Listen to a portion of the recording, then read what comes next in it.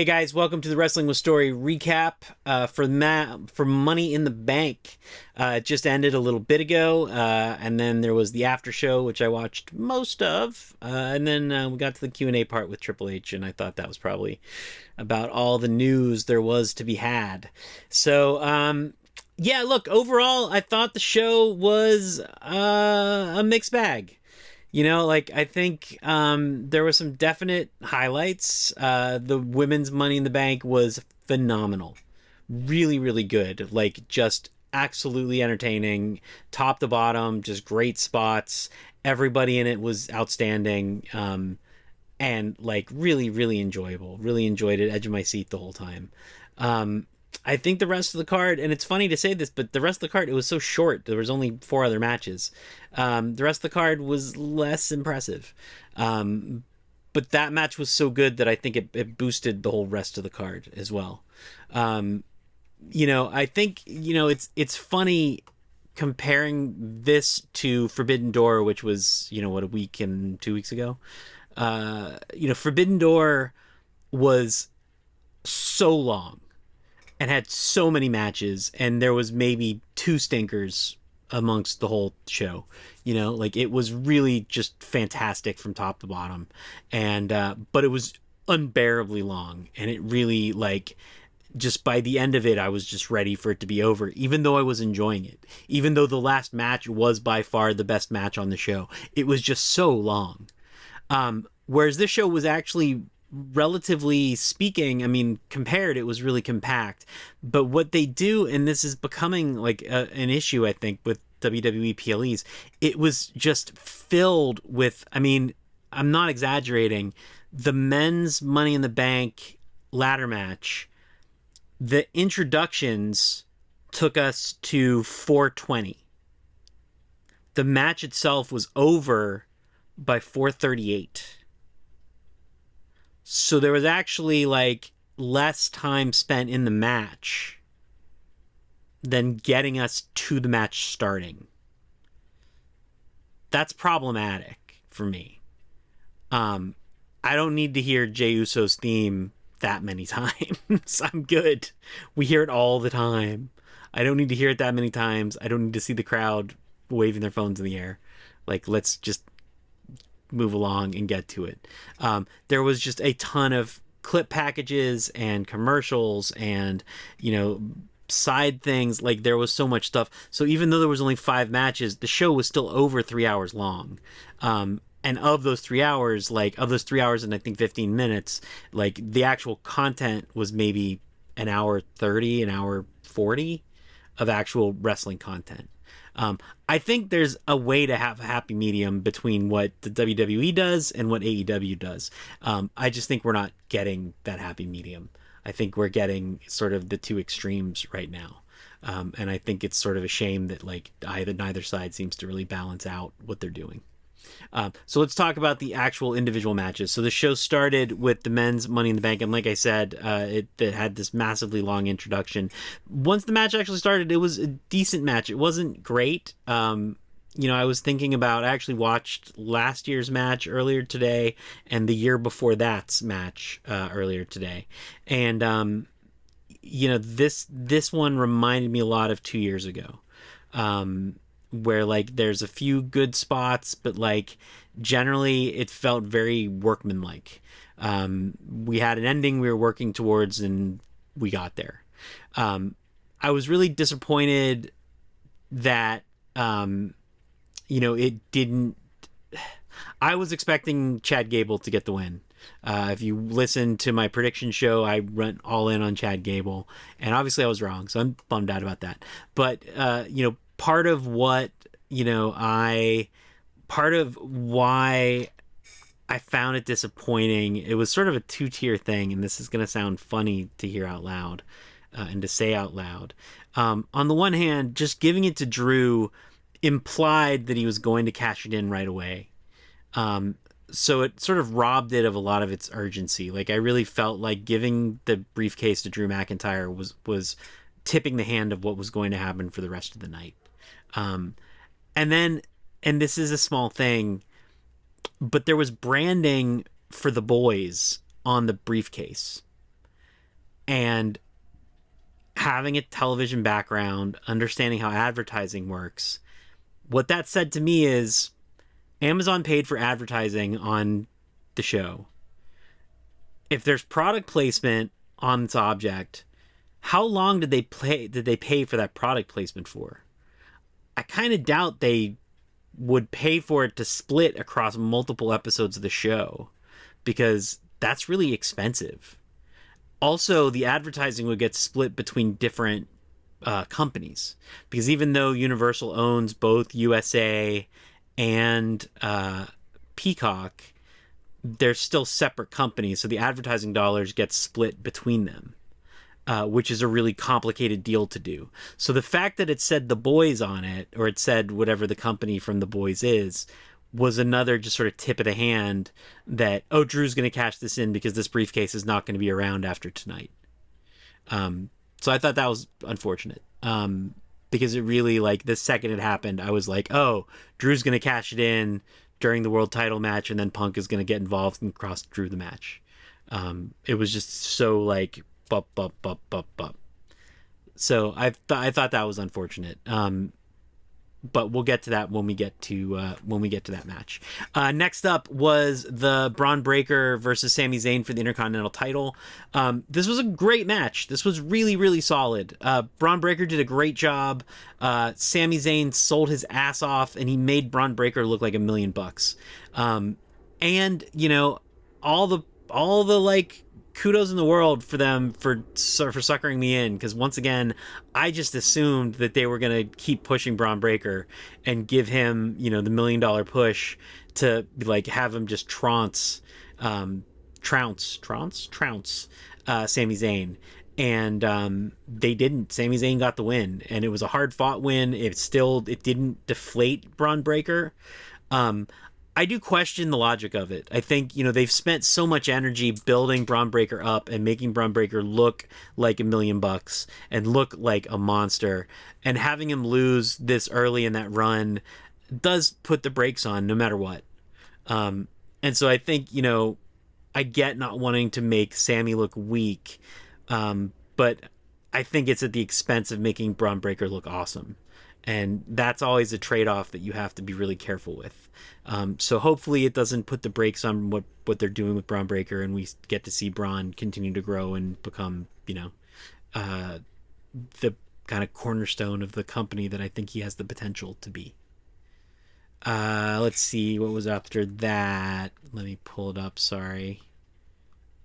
I think after that was the world title. Yeah, world title match was next.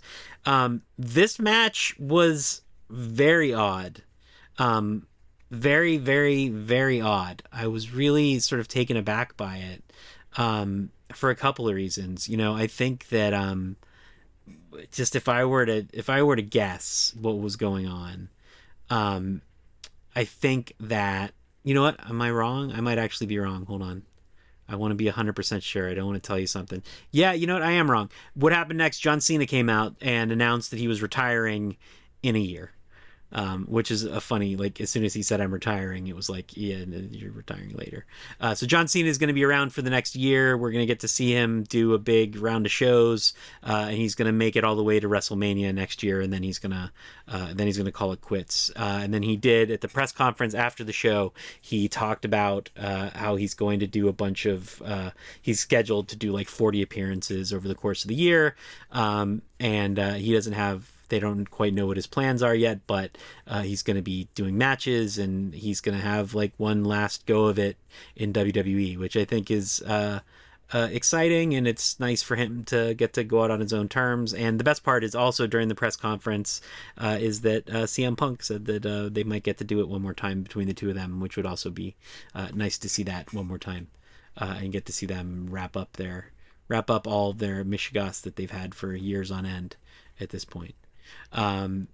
Yeah, so then the world title, the World Heavyweight Championship, I'm going to go out on a limb and say I think what was going on is that Seth Rollins is not 100%, because this match was pacey. Like, the pacing was just all over the place.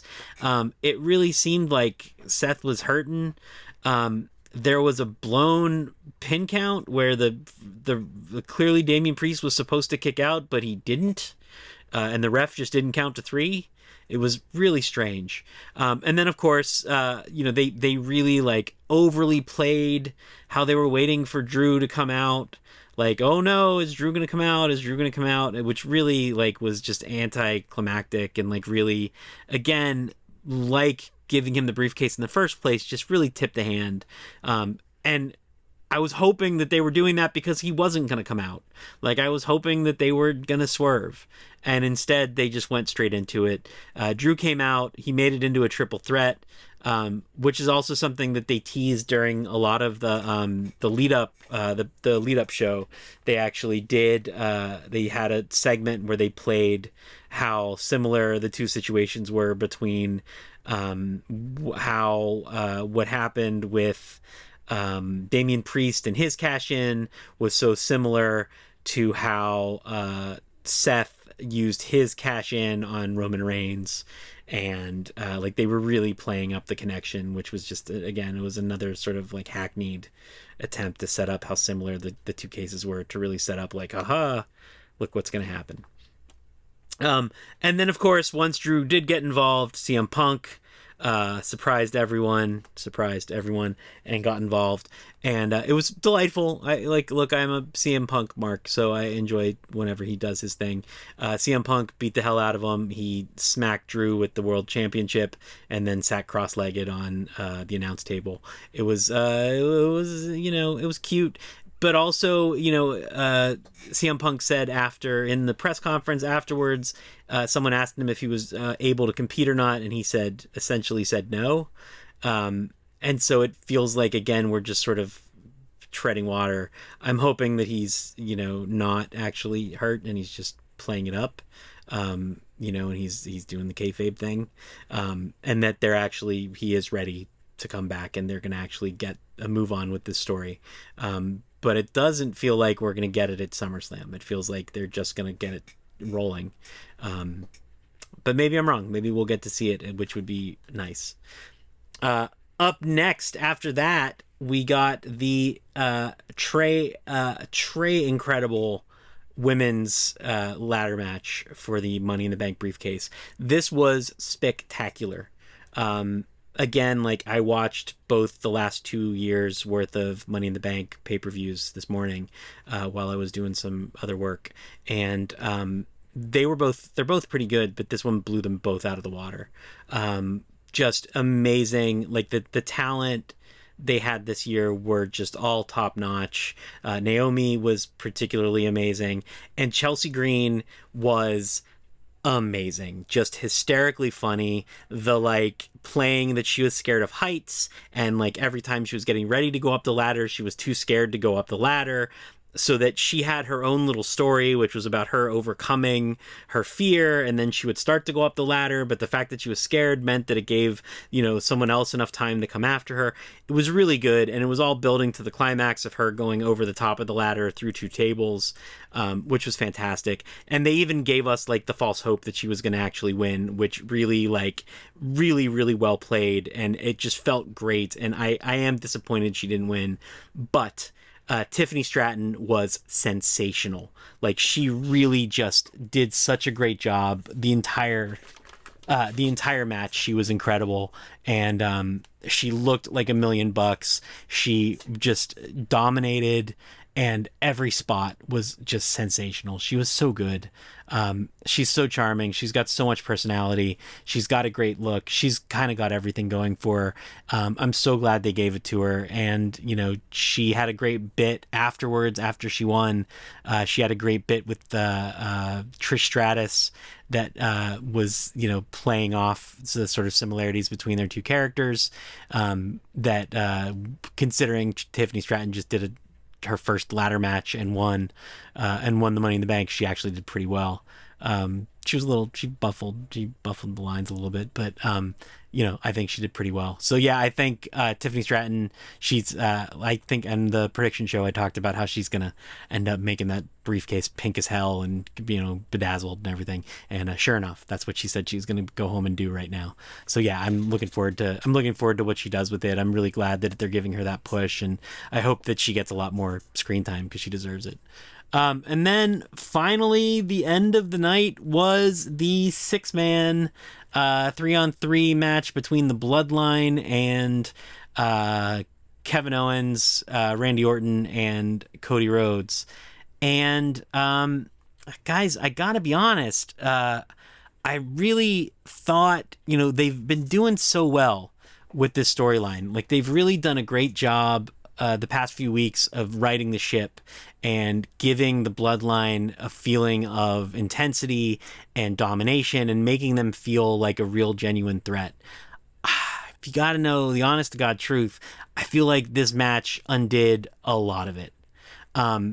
They didn't dominate the match the way they should have. Solo played the coward, which I guess would be okay if the other guys, if Tama Tonga and Jacob Fatu were just dominating monsters the whole time, but they kind of weren't.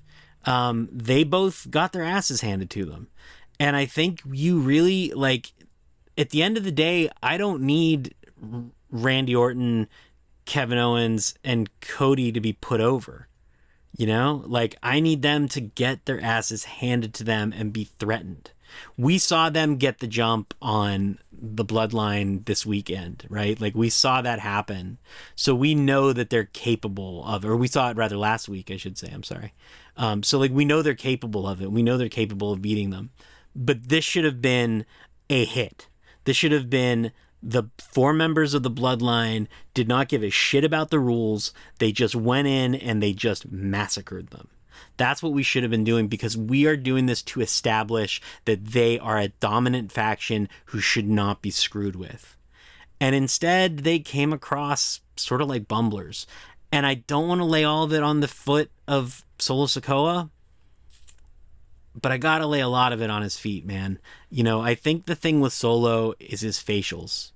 And, I hate to blame a guy's face for things because, if you're watching the video version of this, look at this ugly mug. So how dare I criticize anybody's face? But, instead of looking intense, instead of looking angry, I think Solo has this look of confusion and he's lost so much of the time on his face. So that instead of looking furious, he looks like he's oh, I don't know where I'm going. I don't know what's happening. And he looks scared. He doesn't look like he's commanding. And so even when Roman Reigns is playing a coward, which he does all the time, right? He does the same thing where he relies on the other guys to do his dirty work for him. He frequently, when he sees a challenge in front of him, he rolls out of the ring instead of facing it. He does all the cowardly heel stuff that Solo Sikoa was doing tonight in the match. But when Roman does it, you're oh, he's being smart. He's doing it because he's thinking. When Solo's doing it, you're oh, he's a coward. He's doing it because he's weak. We have to be selling wholeheartedly that he's brilliant, that he's methodical, and that he's a monster. I don't think that match accomplished that at all tonight. And in fact, if anything, the only guy who should have had a shot at not, at fighting back and actually putting up a fight should have been Cody, right? Because the other person who should be being sold to the audience as an unstoppable force is Cody Rhodes, because the match that you're selling ultimately is Cody Rhodes versus Solo Sikoa. And coming out of this, even though the Bloodline won, coming out of this match, Cody versus Solo Sikoa is a non-entity. Of course Cody's going to kick the crap out of him. There's no threat. I don't feel any sense of of even like a modicum of threat to the championship for Cody. And that's with them losing. That's with Cody getting pinned. That to me is a failure of the purpose of that match. And it's a shame. I think Kevin Owens was great. I think Kevin Owens had like an intensity and a fury to him. But the thing is that we needed that from Jacob Fatu. We needed that from Tama Tonga. We needed that from Tonga Loa. And we sure as hell needed it from Solo Sikoa. And I don't think we got that from any of them. I think Jacob Fatu had a couple of great spots, but he looked weak. He was in the ring. When he was in the ring, he tagged out really quickly. When he was in the ring, the first thing that happened to him, it was great. I mean, he got, Randy did the draping DDT, and then he popped right back up. Fantastic. Absolutely fantastic. But after that, the rest of it just felt like wrestling. It didn't feel like you're fighting the Terminator, which is what it should have felt like, or the Predator, I guess probably is more accurate. So yeah, I found that to be, of everything that happened on the show tonight, I think that was probably the most disappointing. But I do have faith in the show, and I do have faith in the WWE that they're going to turn it around. And I look forward to seeing what they do next week. So yeah, that is just a quick recap of what happened on the show. I will be back. I don't think I'm going to do one of these for the NXT pay-per-view tomorrow. I'm going to be back on Monday for Monday Night Raw live stream, which you can watch on Twitch, on YouTube, and on Twitter. And I will then have a recap video / podcast that'll go out. You can download this as a podcast if you haven't, at iTunes, at Spotify, on Amazon, anywhere you get podcasts, you should be able to download it. Wrestling with Story with Joshua Hale Fialkov. If you search for it, it'll come right up. You can find me online if you go to wrestlingwithstory.com. It'll give you all the links where you can get everything you want. I would absolutely love it if you could like, share, rate, do all that stuff, comment. Every time you say something nice and share what I do with other people, what you're doing is making sure that I can do this one more day. And I love doing it. It is my favorite thing I've ever done, and I hope I get to do it for a long, long time. So please do me a favor, hit like, hit subscribe, and become a fan. Keep on doing it. Keep on rocking. Wrestling forever. Peace out. See you guys soon. Take care.